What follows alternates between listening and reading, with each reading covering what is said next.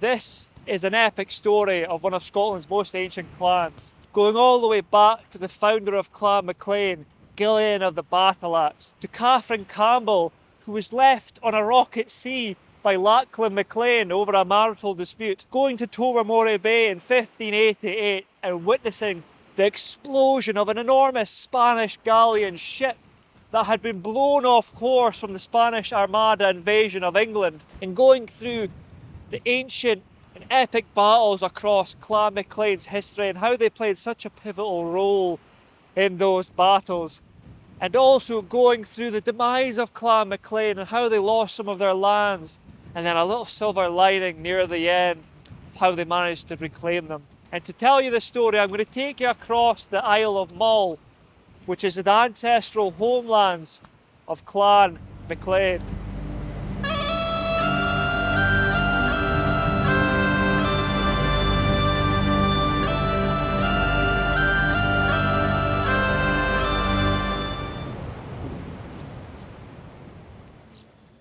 Gillean of the Battle-Axe was born around 1210 to Rath and Mariota.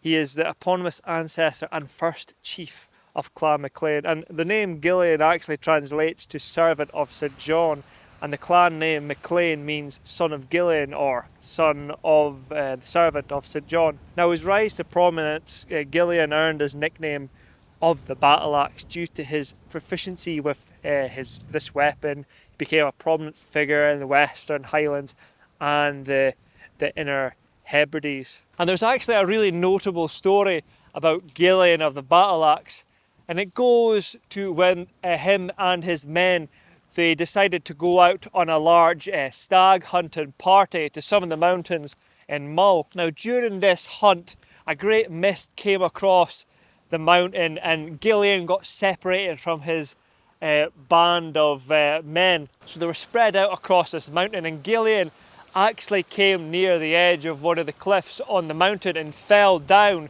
legend has it, and he landed in a bush. Now, apparently he was in this bush for 3 to 4 days, near death, and he actually, this is where the legend comes from, the axe, Gillhean of the Battle-Axe.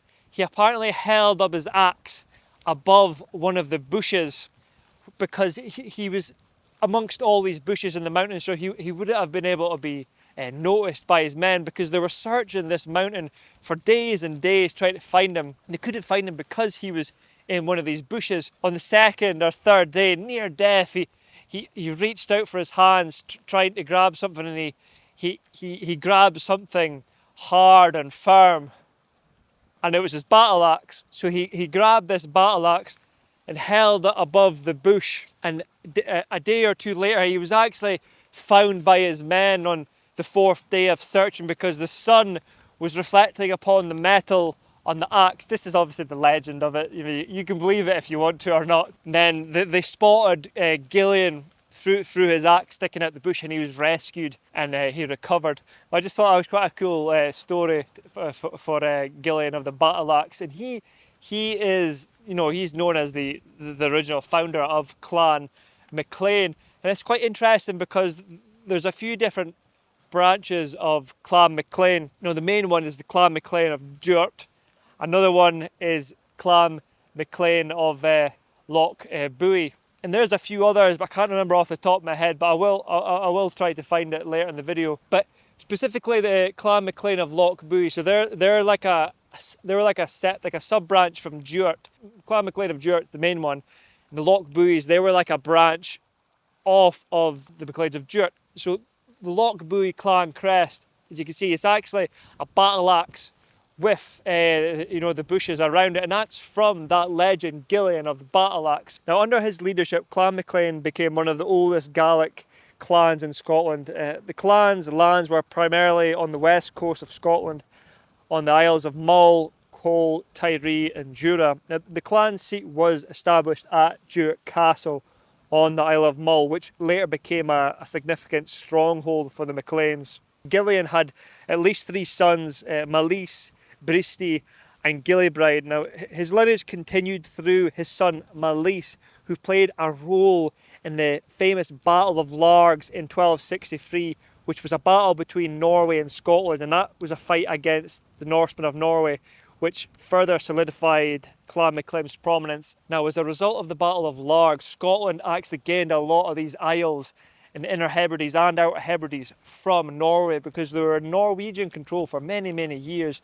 And this battle was seen as kind of like it wasn't seen as a huge Scottish victory, it was more like a deadlock, you know, like an even contest, but it was like the weakening of Norway's influence in the Inner and Outer Hebrides of Scotland. So Scotland actually apparently bought out Norway from all these lands in the Inner and Outer Hebrides under Alexander III of Scotland. There's some of the isles further north, like Orkney and Stornoway, but they stayed in Norwegian hands for many, many more years into the future.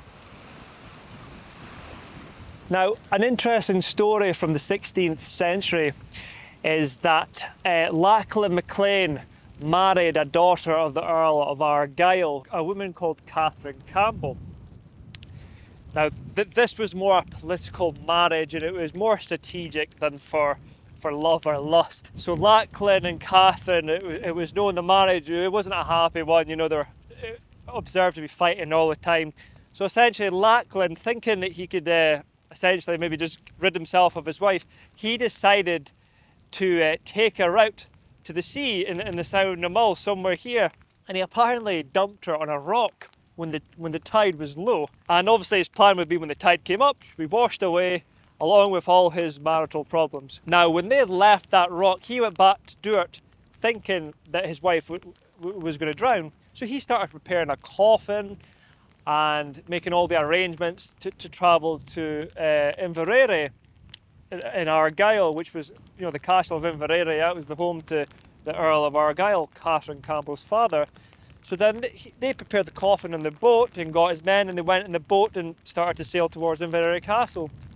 So as they're, you know, carrying the coffin into the hall of Inveraray Castle, he's away to gift this coffin to Catherine Campbell's father as like a painted respects, you know, essentially thinking, oh, I'm sorry for your daughter's loss, here's a nice coffin to, you know, send her off. So as he comes in the hall with his men, they're all carrying this coffin, he sees the Earl of Argyll there with some of his men, and to his left Lachlan sees his wife, Katherine, standing there, arms folded. Now, upon seeing his wife, he is shocked and immediately drops the coffin with his men. They run out the hall, apparently run to their galley and their boat, and sail back to Duart. So unbeknown to Lachlan, what had happened is a fishing boat had came by not long after Lachlan had dumped Katherine in the sea, and they actually rescued Katherine. So obviously she immediately made her way back home to her family and told her family, who was furious about this, rightly so.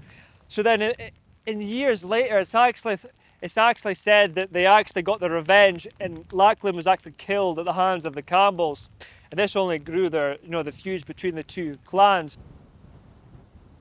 Now in 1588, during the Spanish Armada invasion of England, after their defeat by Elizabeth I, one of the ships apparently landed up here in Tobermory Bay. Now, aboard this ship was the Captain Santiago, and when he arrived here, the current chief at the time was Lachlan MacLean, the 14th chief of Clan MacLean. Now, upon arrival in Tobermory Bay, the locals wouldn't have seen anything like this before. A ship of this size, you know, a Spanish galleon, you know, in the late 16th century, it would have been absolutely enormous. And apparently the sails, you could see it towering over certain parts of the island far away, in Isle of Mull. When it came into the docking here in Tobermory Bay, Lachlan MacLean came to speak with the Captain Santiago, and they came to an agreement that for exchange of Lachlan MacLean's men repairing the ship and providing supplies, the Spanish captain would provide Lachlan MacLean with fighting men, 100 fighting men to be exact, and he used this to resolve certain disputes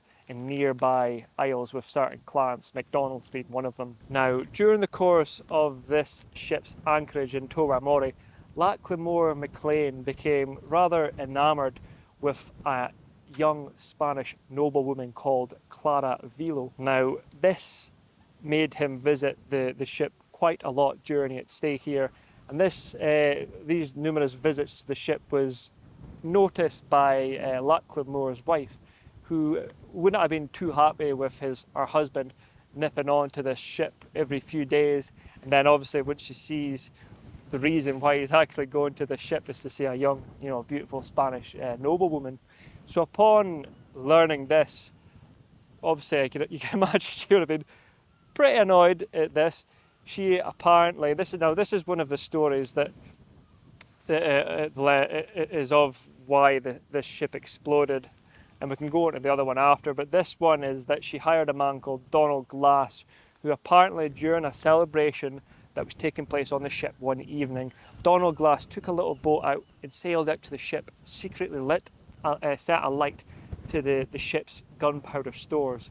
Now after a few hours, apparently the ship was engulfed in an enormous explosion of epic proportions, and apparently the explosion was heard and seen from all different parts of the Isle of Mull. The other story is that the ship was destroyed by Elizabeth I, who was afraid that the Spanish might have tried to gain a foothold in the Isles of Scotland to try and mount an invasion on mainland England.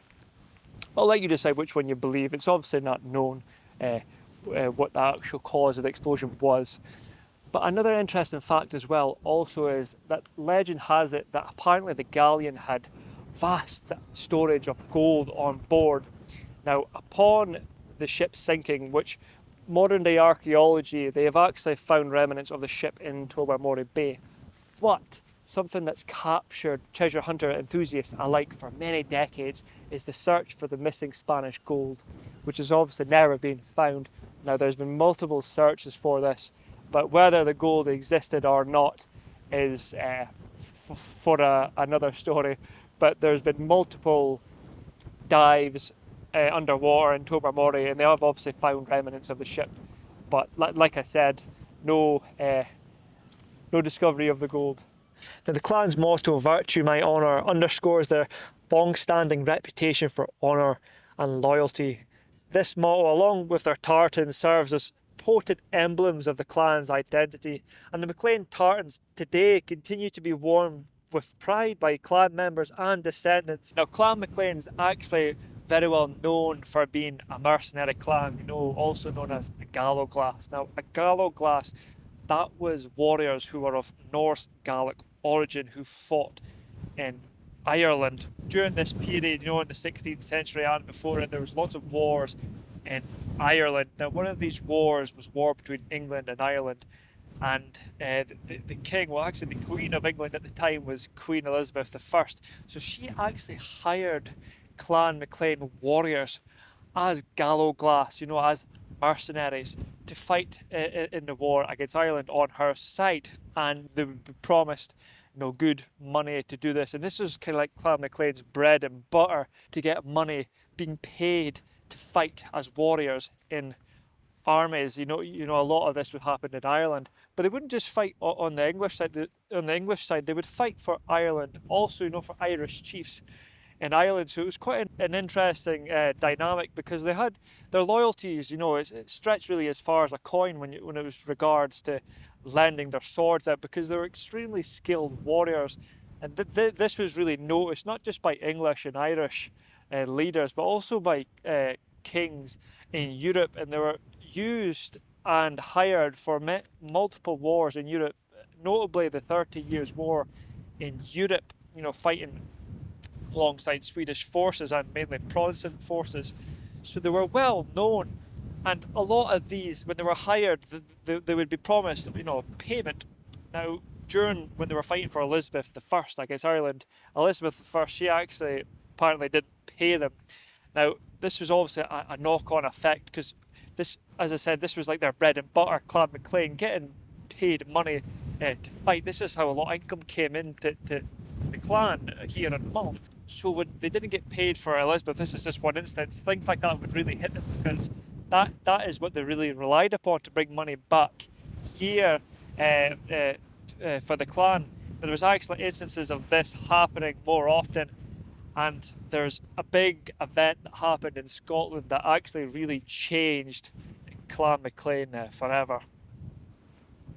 Now, during the 17th century, specifically the early 17th century, something happened in 1609, and it was called the Statutes of Iona. Now, these were laws introduced by King James VI, And essentially what these laws, the purpose of these laws was to curb the Highlanders and the clan way of life, mainly for people in the western parts of Scotland, you know, in the inner and outer Hebrides and further to the north. In these statutes, it included the prohibition of carrying arms, so they weren't allowed to carry weapons. And also importantly, this is really important with regards to Clan MacLean, hiring yourself out as mercenaries, that was now forbidden. Now that was like one of the biggest sources of income for Clan MacLean, because they had been doing this for a long time and bringing money back to Duart Castle here on the Isle of Mull, you know, for Clan MacLean, because they'd been doing that in multiple wars, like I just said, in Ireland and in Europe.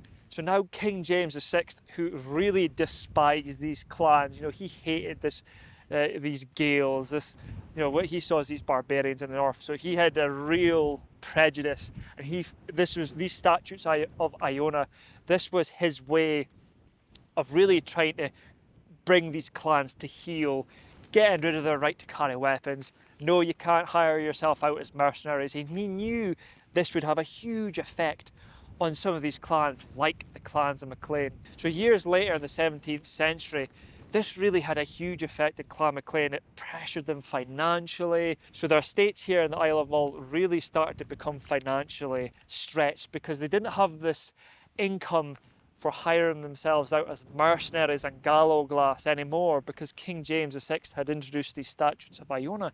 So this had a huge effect, and it ended up putting the clan into serious debt. Now at this point here, this is where Clan Campbell enters the fray, because a lot of this debt that Clan MacLean had accumulated, it was owned by the Campbells. You can imagine them being like a bird of prey here. They could see Clan MacLean's really struggling here, so they, you know, happily, yeah, here's all this debt, you can help yourselves out, because they would have been aware a lot of this debt they were given, a lot of this money they were given to Clan MacLean, and they were holders of the debt. They must have known it. They weren't going to be able to repay that, because there wasn't any huge industries here like the gallows glass industry where they could hire themselves out as mercenaries. So their huge income was gone. So Clan Campbell was the holder of all this significant debt that they had been accumulating to support their estates. Now, this came to fruition because they essentially started to default on their debts, because they couldn't afford it, they couldn't pay it, interest payments were accumulating. So through savvy legal manoeuvres, Clan Campbell, they actually gained control of a lot of these lands on Mull, and in particular Duart Castle. They took control of Duart Castle, and officially in 1691, the chief of Clan MacLean at the time, he was evicted from the castle, and that's when Clan Campbell, that's when Clan Campbell officially took control of Duart Castle. Now this was a huge moment for Clan MacLean, because this was their ancestral home for hundreds and hundreds of years. Now they had lost it through a combination of laws introduced earlier in the century by the Crown, and now through their own economic mismanagement. So it was actually it's a really sad thing, you know, to think about, because this had been home to so many Clan MacLean chiefs, and now it had been lost to Clan Campbell.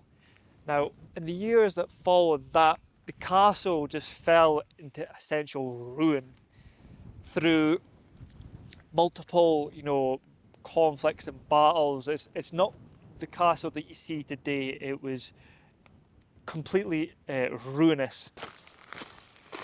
Now, Clan MacLean, they've been involved in many, many battles over the course of its history. Notably, just a few here, going all the way back to 1411, the Battle of Red Harlaw. That was a really big battle in medieval Scotland, and that occurred in the northeast of Scotland, and it's particularly notable for Clan MacLean because one of its main commanders, so the army itself was led by the Lord of the Isles, Donald at the time, the Lord of the Isles, but one of his second in commands was Red Hector MacLean.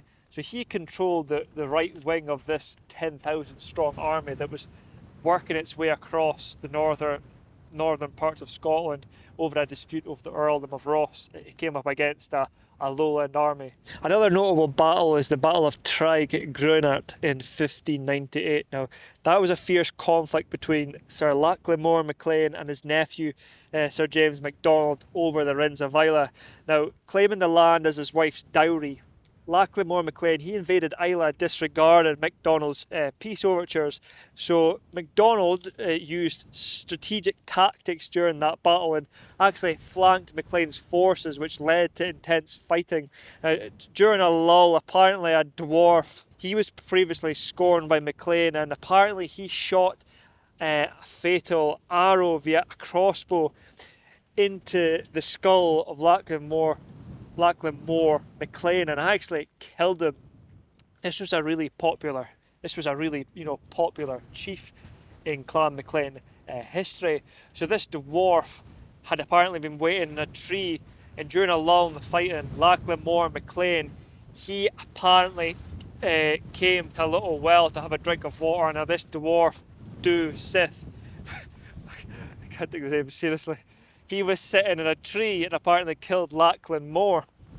And that's where the legend goes. Now, in the aftermath of the death of Clan MacLean, the Clan MacLean chief, the rest of his clan members, they fought on, but they were essentially being defeated by the MacDonalds. So a lot of them fled, went to the boats to flee back to Mull. But when they came to the shore, all the boats had left the sea, so they'd obviously seen what was happening there, thinking, oh, we're out of here. So they took refuge in a chapel called Kilnave Chapel on Islay. Now, the events that followed there are a bit gruesome. Apparently, the MacLeans took refuge in there. The remainder of the MacLeans, it's estimated around 30, 50, took refuge in there, hoping that MacDonald's would show a bit of mercy because it was holy ground, but that wasn't the case.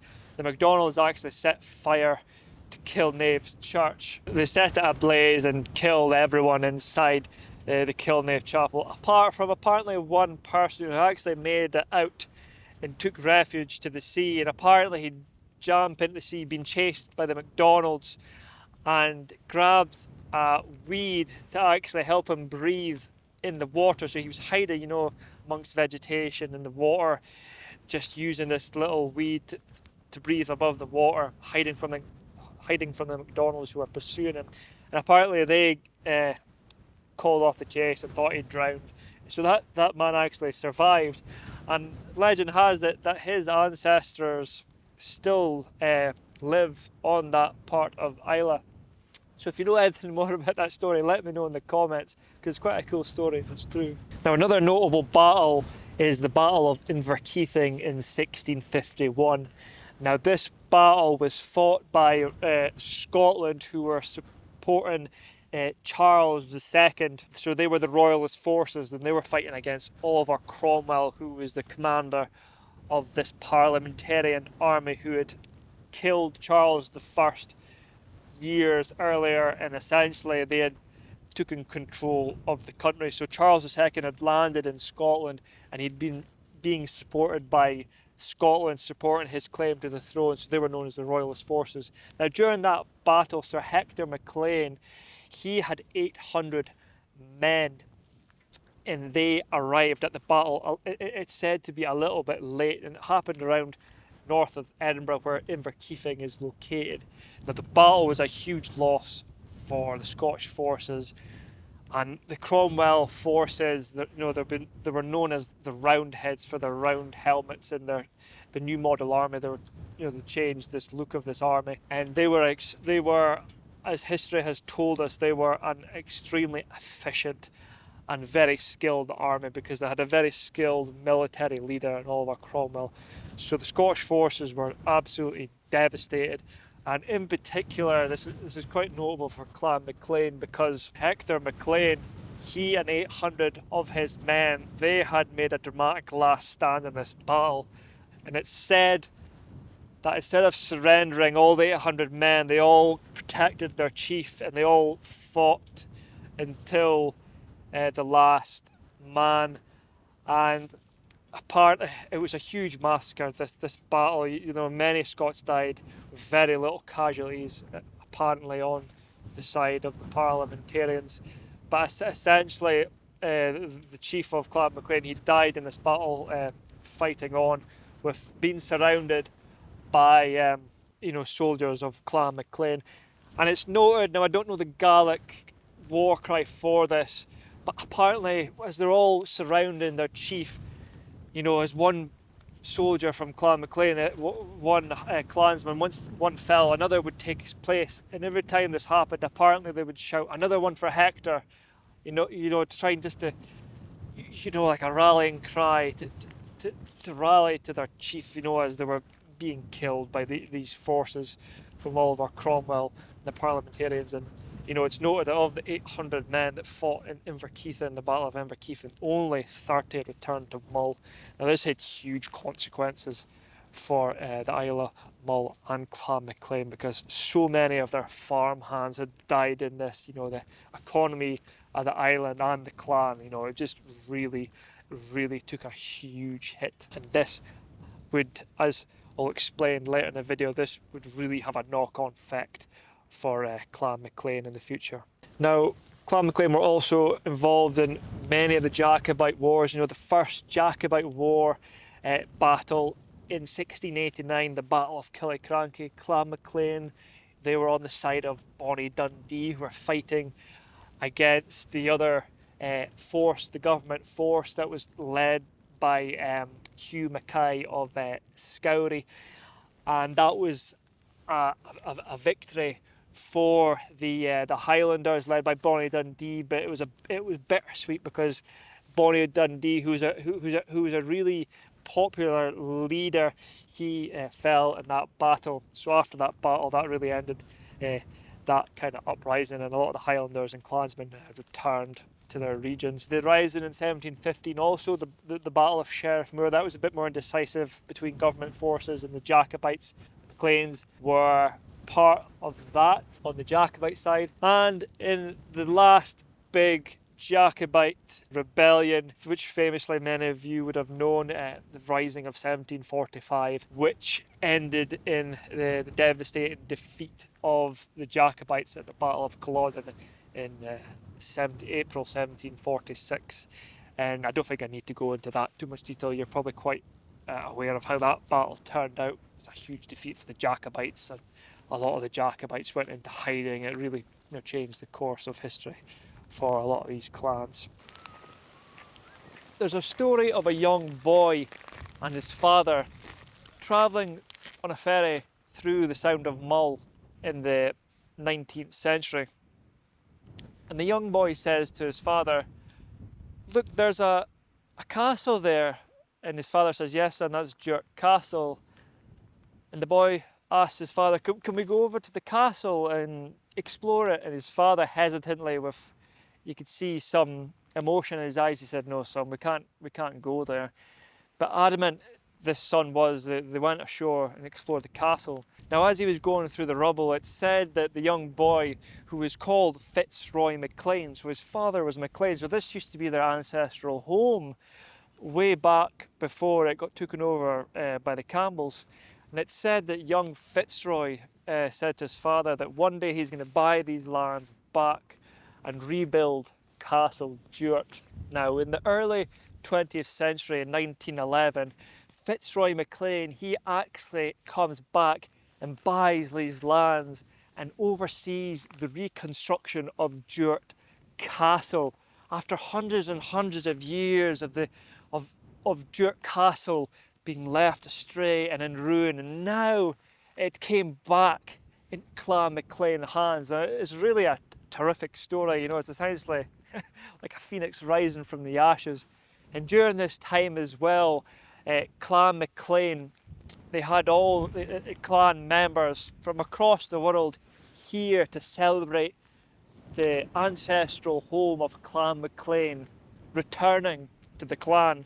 That's just a great round-off story there to the video, because for hundreds and hundreds of years, this ancient and really famous clan, you know, that their homeland, the ancestral home of Duart Castle, has been out their possession for many centuries. And now this man, Fitzroy MacLean, who was a very distinguished officer in the army at the time, that's worth noting, he came and made good his promise when he was a boy to his father to come back and purchase these lands of Mull again and to rebuild Duart Castle to the magnificent castle you see here today, and the rest is history. So if you did have any other stories about Clan MacLean, then please include it in the comments, because I'd love to hear it. So folks, anyway, take care, I hope you enjoyed the video, and I'll see you again next time.